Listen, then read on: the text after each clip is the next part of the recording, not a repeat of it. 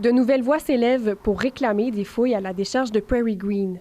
4 églises canadiennes offrent leur appui aux familles de Morgan Harris et Mercedes Myren notamment pour retrouver leurs restes. I think it's just part of the reconciliation we're all trying to work towards between Indigenous and non-Indigenous people in Canada.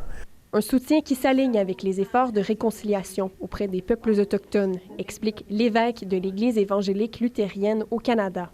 Elle compte se rendre mardi prochain au lieu commémoratif établi par les familles de victimes, le camp Morgan, en compagnie des dirigeantes des Églises unies, presbytériennes et anglicanes du Canada.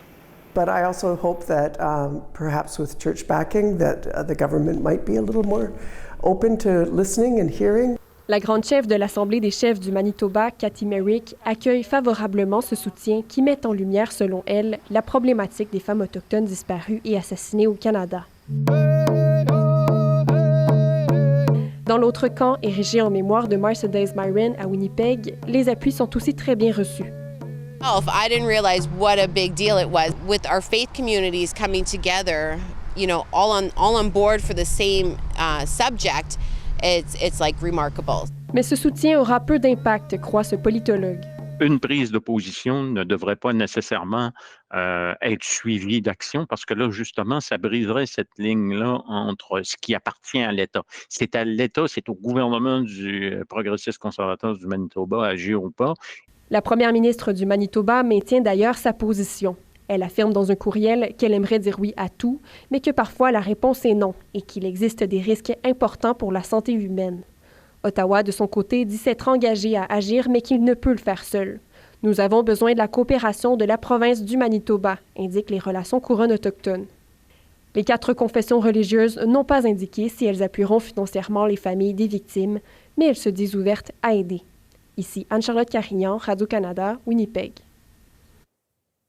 Autre point saillant de l'actualité, c'est la grève des employés de la Société d'assurance publique du Manitoba.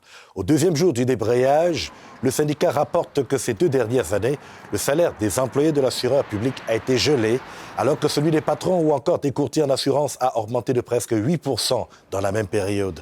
Il réagit aussi à une vidéo publiée sur X, anciennement Twitter, par la première ministre Heather Stefanson, dans laquelle elle redit non à l'augmentation salariale demandée. I found it amusing a little bit, actually, because for the past 5 weeks, every time we said the Premier, she continued to say it wasn't her, she wasn't involved, she had nothing to do with it. All of a sudden now she's telling us that she said no.